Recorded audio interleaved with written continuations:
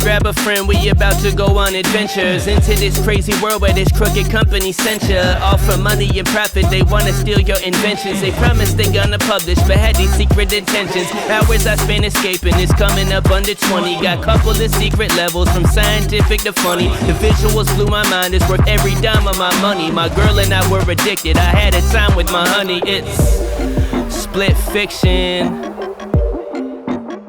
Needing no real introduction today, we are going to be talking about the one and only Split Fiction from Hazelight Studios. Obviously, we all know this game is good. We all know what Hazelight brings to the table with their titles. However, I still want to talk about it because it's so special. I don't usually cover AAA titles unless there's a really particular reason, and we'll get into those features right now. But starting as usual with the length of the game, I personally finished this right under 17 hours. Did most of the side quests. I know we missed one for sure, but we were not rushing, really trying to take everything in and explore the areas. For the one we did miss, it was let's try this way first, and it wound up that you couldn't go backwards, so just kind of out of luck there. The story of Split Fiction, without giving away too much, is about a couple of authors who come to a company promising them that their ideas will get published. I don't know much about that side of the creative world, but I can definitely relate to working for years on creative pursuits and feeling burnt out and desperate, and somebody comes along and dangles a carrot in front of you.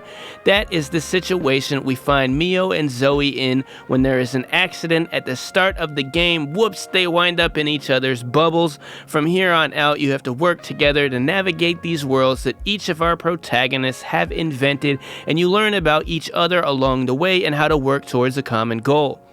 This adventure really sees Mio and Zoe having to confront difficult things in life like money and struggle and loss, and it really is super interesting to watch the characters learn about each other and themselves and watch how they navigate these worlds they created as ways to cope with their real life problems.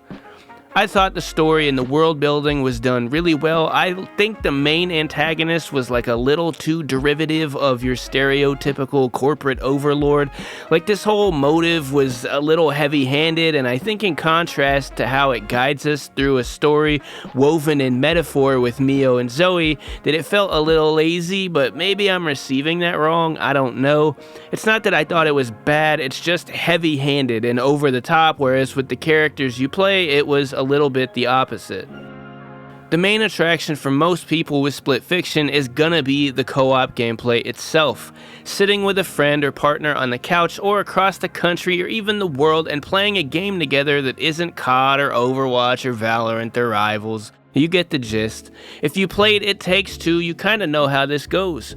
You get to an area, or in this case different stories, and you each get an ability, and you have to work together with these abilities to solve puzzles and accomplish tasks. The puzzles aren't generally complex, there's some light platforming, but man is this a good time.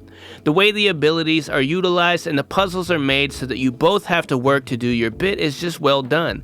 I constantly found myself just audibly remarking on how cool something was or how I really enjoyed the way you have to solve a puzzle together, and along with the theme of the game, there is nothing cooler to me than when you each solve part of the puzzle.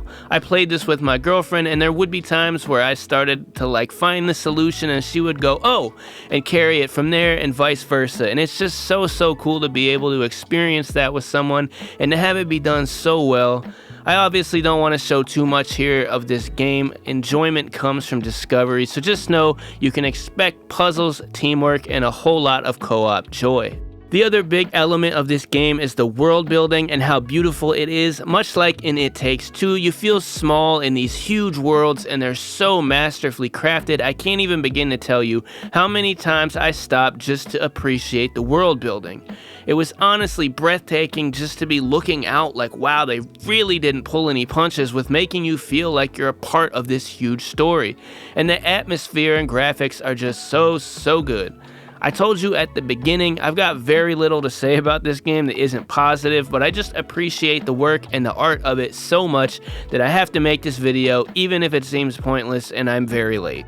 Much like everything else we've covered so far, the sound design was no different. I'm a huge audio nerd. I love good sound design. Sound design across every medium of art is the unsung hero. If it's done well, you almost don't notice, and if it's done poorly, it's super noticeable. Audio engineers and sound designers don't often get the credit they are owed, so this is me giving them their flowers. Fantastic job, very well done. This is a section I hardly even have to use, and you obviously know by now this is co-op, both online and couch co-op, but if you don't know somehow that only one person needs to own the game, that is an important part to convey.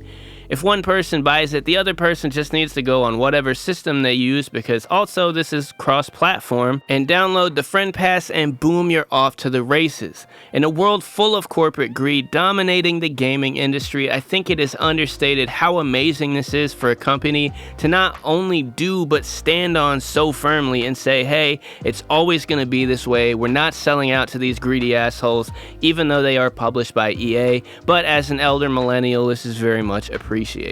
In conclusion, buy this game. That's it. Buy it. It's $50 in a world of $70 games. You only need one copy to play with any friend across any platform, and it is truly a work of art. This is a piece of art.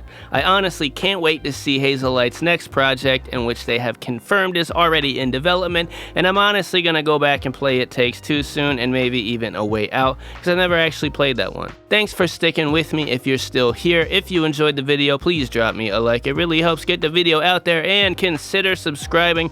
I'm getting back into the swing of putting content out regularly again and work on building this community of gaming lovers. So again, thank you for watching, and I hope to see you next time.